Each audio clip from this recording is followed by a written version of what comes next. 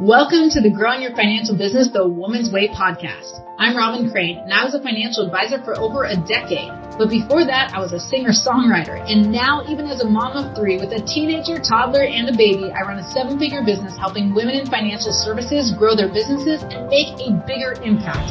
In this podcast, I'll bring you financial advisors, industry influencers, and highly successful entrepreneurs to give you innovative strategies designed for women. So get ready to learn how to get in front of the right people, get more ideal clients, and be able to grow your ideal business so you can live your ideal life. Welcome to Growing Your Financial Business the Woman's Way. I'm here with Karen Roberts, who is the CEO and financial advisor of Emerald Financial Group. And this woman is amazing. She's been independent for the last 15 years and has 70 million under management. And she has a new book called 20 Questions What You Don't Know Matters. That was sounded like an intentional pause. I just couldn't read my notes. What you don't know matters. And I really want to talk today with Karen about using the right questions to bring value and get assets. So tell us a little bit about these questions, a little about your background, but how you came up with these questions as well, if you can slam it all in there. Okay, perfect. So let me give you my long, brief background, right? I started in the industry, work for New England Life, working with my family, spent 10 years in the family business. And 10 years later, I divorced the family business and went into life insurance wholesaling.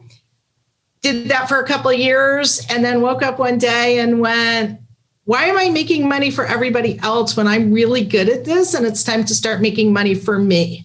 So that was really a huge turning point for me and the empowerment of women. And I know that's such an overused term, but honestly, I had the aha moment that it is time to start empowering women. So fast forward, my practice really focuses on women.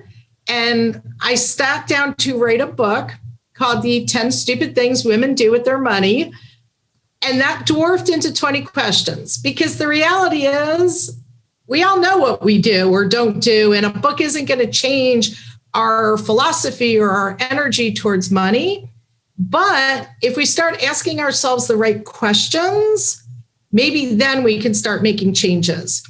And the reality is when we sit down with a client, isn't it all about the questions that we ask? I ask the touchy-feely questions. They respond. We bond, we get to know each other, and I become their lifetime support system. Okay, awesome. And I know we were talking about this before we started going live and recording, but just about how it's really helped you get a lot of referrals and it's helped you build your assets under management as well. So what is the reaction you get, before we go into some of these questions, what is the reaction you get as far as the response when you do ask these questions of your clients?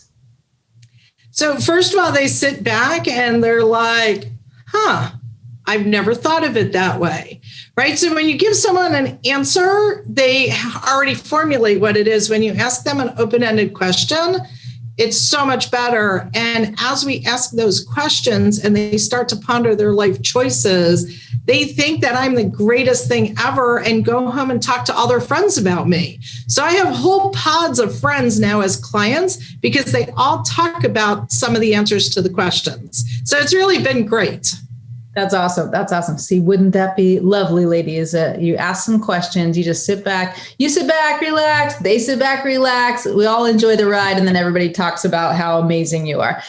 So let's not go through all 20. I want them to want your book. But let's go through some of the good, I want the ones where you think some of these ladies who are listening right now might be afraid to ask, or might be thinking that, maybe that's a little too pushy or going to make them feel uncomfortable, because I always say everything you want lies outside your comfort zone. Otherwise, you'd already have it. And it's the same, it's true for the women or the men that you're working with as well, that whatever they want lies outside their comfort zone. They want to be wealthy, but there's a part of them that's really afraid of that wealth or what that will bring. So what are some of the difficult questions that you think an advisor might hear right now and be a little bit afraid to ask? So one of the big questions that I ask is, what are you willing to give up to get what you want? And so that's a pretty powerful question, because if I ask you, what are you willing to give up to get what you want? You have to stop and think, well, if I want to retire early, what am I willing to give up to get there? And I work with a lot of millennial clients where this question really comes into play because they want to buy a house. And the very thought of collecting enough money for a down payment paranoids them, right? Because they're like 20%, how am I ever going to do that? So we sit back and say, okay, picture your house, put it in your mind, and now ask yourself, every time you're somewhere, are you willing to give up the new blouse for the down payment? Are you willing to give up going out for the down payment? And that has to be your new thought process, is what are you willing to give up to get what you want? Okay, that's a good one. That's a good one. Have you ever had anyone like get mad? I'm going to go into the juicy stuff. Have you ever had anyone really give you pushback where they won't answer, or usually that's when they're having a breakthrough, right? When they there's some friction, right, and they feel like they're not willing to answer at first, but then they get through. So I'm not telling us, who hated you, but who's someone who you can think of or tell us a story where you felt like you got some pushback, but then ultimately, they had a bigger transformation because you asked some of those tough questions. So I actually had a client who has more than enough money for retirement, has no errors, and I really had to teach her how to spend her money. And she would sit in my office and argue with me that she was going to run out of money and live under a bridge and eat cat food. And I would have to argue, okay, let's take that scenario. But what if that doesn't happen? What if the other scenario happens? And it's really, every time I meet with her, we have this conversation of, but what if you have enough money? And what if you're able to do this? And what would your life look like? And how would you feel differently? So she actually goes to South Africa twice a year on safari, and she was flying coach. And I said, well, what if you chose to fly first class? I can't do that. She argued with me. And I finally got her to do a smaller trip first class. And she came back and said, oh my God, I'm never flying not first class again. And she said, thank you so much for making that happen. And now all of her golfing friends are clients because I had such a profound impact just by asking the questions of, but what if you did it? That's really interesting because I think for most conversations will go the exact opposite way. Most people are thinking, well, most people don't have enough. And their number one concern is, what if I run out of money? But they don't want to think about what that's going to look like. And I actually do this. I have a challenge called the Appointment Generator Challenge, the TAG Challenge. And in this challenge, I talk about two scenarios. Like, let's imagine there's a woman who has $100,000. Imagine there's a woman who has $3 million to her name. And I say, let's pretend it's Family Feud. And I say, there's 5 answers on the board. And we asked 100 retirees, what's your number one concern when it comes to retirement? And they say, do you know? I wonder if you... Yes. They're going to run out of money. Yes. Ding, ding, ding, ding, ding. See, I was just asking someone else and he answered the same. So running out of money, number one answer on the board, right? So then we take someone who has $100,000 to her name, someone has 3 million. You say, what's your concern? And guess what? Each of them say the exact same thing, running out of money. And then the one with $100,000 says, my biggest concern, running out of money. The one with $3 million says, running out of money.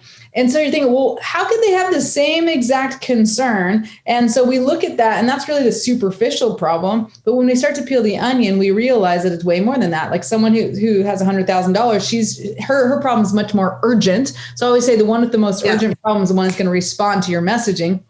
And she's going to run out of money faster. So, but she's thinking exactly what you said, which I would not think maybe this woman, I don't know if she has $3 million, but maybe, the woman who has 100,000 is like, well, I'm afraid that, what's going to happen if you run out of money? And my question would be like, play that out for me. That's the hard part, right? No one wants to think about that, but play that out for me. Let's assume you run out of money. What would you do? Oh, I'm going to have to, live with my son. I'm going to have to, sell, if she owns a house, so sell the house. So let's say, sell all my items. I won't be able to get health insurance or health coverage, whatever. So she's going to go all these crazy scenarios. And it ends up like, I'm scared I'm going to be living under a bridge, eating cat food, right? Whereas the woman typically with $3 million is going to be thinking like, well, I won't be able to, maybe I'll have to downsize. Maybe I won't be able to leave a big enough legacy. Maybe I won't be able to give my kids enough money, that sort of thing. So what's interesting about your scenario is, like you said, here's someone who had, you think like plenty of money to the last of her lifetime. And she is so scared and so much in scarcity that she can't even live her life and make choices where she's enjoying it because she's so fearful, which I think is typically like most people aren't fearful enough of the reality that they're going to run out of money. So I love how you turned that around and got her to say, well, what could happen? What if it didn't go that poorly? Like, what if it actually went the way you want? That's awesome. Cool. So I think one good takeaway, and it's interesting because I think I don't necessarily ask 20 questions. I tell some of my ladies when I'm talking about having these conversations or similar conversations is that there are two main questions. And my guess is that there's 20 questions that kind of are follow up to two main questions. You tell me if I'm right, because maybe we have opinions, which is totally fine. One question is, what do they want that they don't already have? Mm-hmm. And the other question is, what's holding them back or slowing them down from getting there? Yep. So every question I ask has to do with, what do you want? And typically it's not, if you ask them just what do they want, oftentimes they're just going to say, I want, and then insert all the things either that they have or they already assume they will have. So I want to get them to a point where they're thinking, what do I want that I don't have or don't assume that I will have? So I can dream and make sure that I get there. And then what's holding them back? So do you find that these 20 questions might fall into those two categories? And they're just like, they absolutely fall into those two categories. But they again, by asking the right questions, it gets them to open their mind a little more as to what are the possibilities, what is out there, and what do they really want. I mean, I know personally, this all came through years of actually doing this myself, because I met with a coach years ago who said, okay, what is your vision for retirement? You know, why are you working? What ultimately do you want? And I created mine. And then I went to my husband and said, here's my vision. And he's like, well, that's awesome, but it's not mine. Yeah. How many times has that happened? And how can you work towards something if you don't have that vision in your mind? So one of the questions is, what is your vision? You know, if you 5 years from now, what would you say to yourself today? Right? Because that's pretty powerful, because 5 years is short enough that you can see it. So what would you tell yourself today to get to where you need it to be 5 years from now? Awesome. I love that. I love that. Give us one more. And then I want to ask you actually a harder question for you as an advisor. We're going to reel it away, Karen. So it's all good. So the last question in the book is, are you remarkable? And that's a really interesting question, because as women, at least for me, we tend to make ourselves, we are remarkable, but we tend to say, oh, we just do it in the course of a day, right? It's just part of what we do. I mean, my background, we did foster care and adoption. We raised 4 kids. I own a business. We've done amazing things. And people are like, you're remarkable. And I'm like, yeah, we just do it, right? We just do it. And so for women, I want to empower them by really asking that question and sitting back and hearing what they say and guiding them towards, but you are remarkable. You have done an amazing things in your life and will continue to do so. Let's give ourselves credit for what we've done. What is the typical response to that? Is it a flat out no, or they're talking about how they're just downplaying themselves, like how they're not remarkable? They just downplay themselves because, again, and not all women, and I don't want to categorize all women, but for the most part, for whatever reason, we've been taught to not be, oh my God, about an achievement. We're like, oh yeah, we achieved that. Right. And then you work so hard and you want it so badly. And then when you get it, you're like, okay, what's next? Exactly. Cool. I did it. Okay. Now what's next? And I found that with myself. I actually think I would definitely answer the question. Yes, I am remarkable. Like, I think fondly of myself, apparently. Like I would not even think no, but I would do the opposite. Like, I think I would say yes. And then I would still follow it up with kind of like why, however, like I'm not that special. Like, you know, I think I do think I'm remarkable, but at the same time, I think I would not just be able to answer that yes or no, because we're so afraid of being egotistical, or how can I say yes to that? So I'm like, yes, I'm remarkable, but you know, I mean, I really didn't have that much of a horrible upbringing when I was a kid. I mean, I really did have a lot of opportunity. So I'm going to justify why I'm remarkable because of the things that have happened to me, or that I've had all these opportunities. I was lucky because I kind of have that personality where I'm outgoing. I like to talk to people, so I would justify it. It's like, so I think that's true. Yes or no? I think I would justify why it's okay to kind of brag about myself. And that's it. And we get into the whole conversation of bragging about yourself, because every one of us is remarkable in whatever our path has been. And we have to own that remarkability.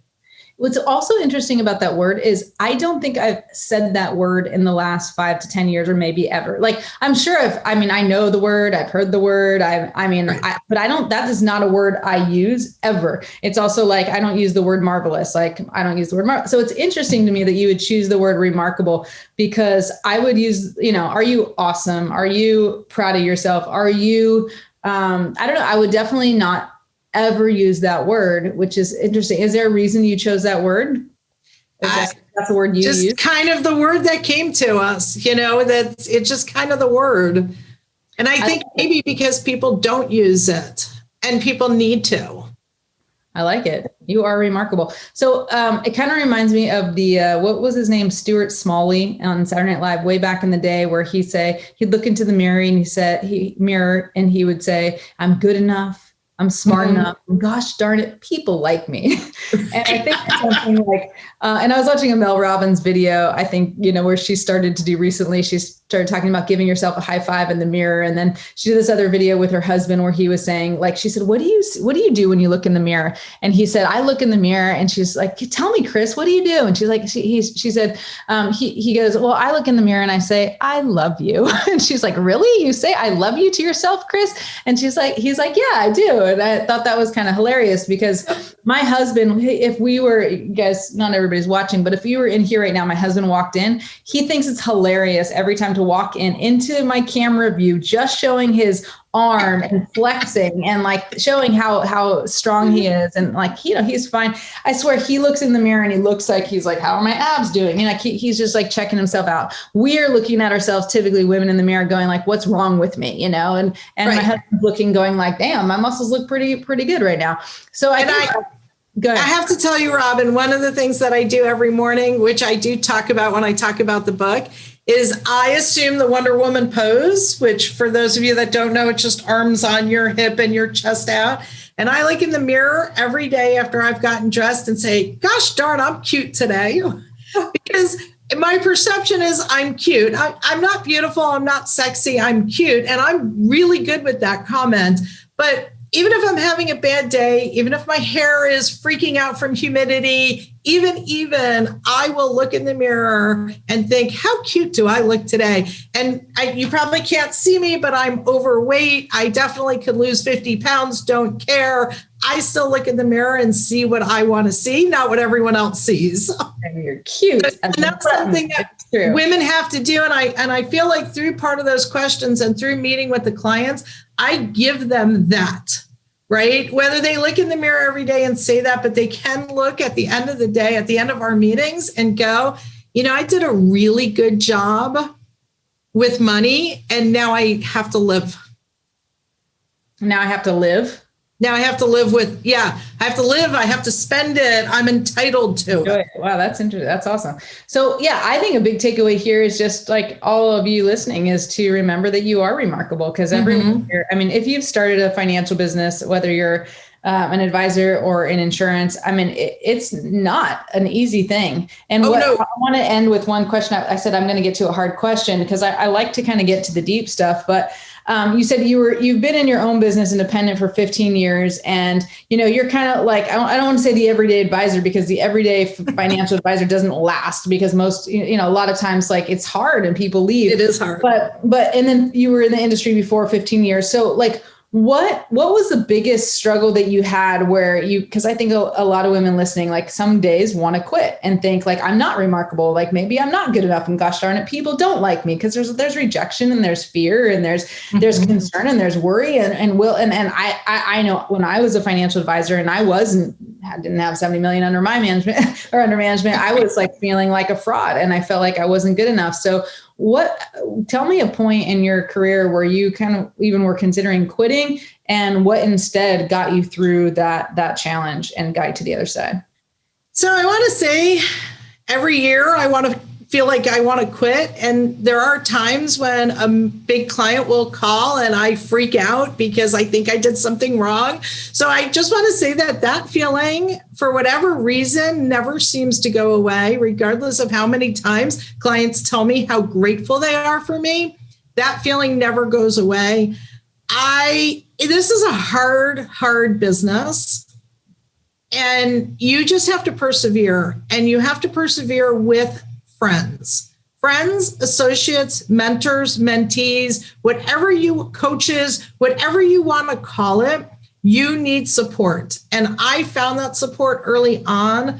So I'm part of WIFS, which is Women in Financial Services. And I've been with my chapter for 25 years. And those women, when life goes bad, I can reach out and make a phone call and they tell me that it's going to be okay.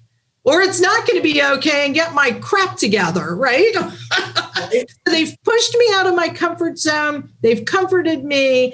But man, you need people that are going to support you. My friends, I love my friends, but they don't work in our industry, right? They are not financial advisors. They don't know what it's like day to day. My associates know what it's like every day to be in the trenches. And when I call, they listen. So if you don't have a support system of some kind, get out and get one. I happen to be supported by all women just by my own choice. I'm not saying that men aren't good support systems also, but choose wisely. Choose wisely with women too, because not all women get it either. So choose wisely, but choose hard and maintain those relationships, because you will need them on the dark days. And there are dark days all through your career. And I have to tell you, the imposter syndrome. So when Sheryl Sandberg wrote her book, Lean In, I read it and I was like, oh my God, here she is, the CEO of Facebook, walking into a meeting going, what am I doing here? And I thought to myself, I do that so many times. Like, what am I doing here? And I thought, if she can persevere through that, so can I. So that's what I'm saying. Get yourself some mentors and mentee people. You know, if you're at a certain point, being a mentor to a mentee is also amazing, because it will remind you of how far you've come. Hang in there.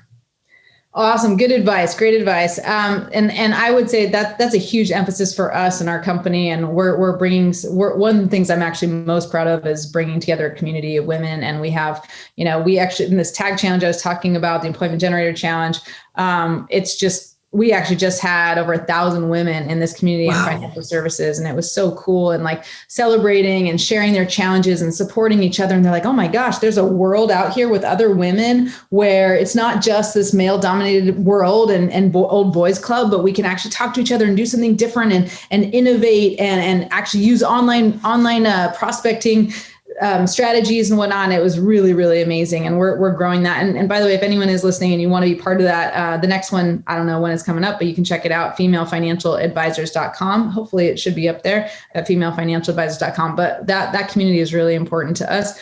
And just in general, like with my, different levels of my programs and stuff. Right. So I think community is everything. You need that. You have to. So important to have community. Yeah, I agree. So tell me. You need a community. Right. Your clients have communities, and you need to be involved in your clients' communities also, because they have the same, right. They have the same needs. Yeah. Especially if you're exactly. working. And just to add to that, I think so many advisors are doing so much one-on-one, and that's great because everybody wants customized help. But if you can bring that community that you need and they need to your clients, and have more women that you work with, if you're working with women, come together, that's just an additional value add that I think a lot of advisors are missing. Cool. Any last minute, any last thing to add? Otherwise, just tell them where to find you and where to find your book. Yep. So one last thing to add, this is an amazing career. This is amazing industry, and I love helping my clients. So if you are struggling and you need a community and you don't know where to turn to Robyn. You're more than happy to reach out to me. We want to help you guys grow. So you can reach me. Check out my website at emerald-financialgroup.com. This is my book. It is in case you're just listening again. 20. Say the name of it again in case they're just listening. No, 20 questions. What you don't know matters. Find it on Amazon. And please purchase it. It is really awesome. You can read it. Steal the questions. You're more than welcome to. Use them in your practice. And again, it's emerald-financialgroup.com. You'll see our website all full of videos so that clients really get to know who we are before they even know who we are. Which I love. That's so awesome because so few advisors are using video. So that's amazing. Well, thank you so much, Karen. So lovely to have you on the show. And those of you listening, we will see you next time. Bye.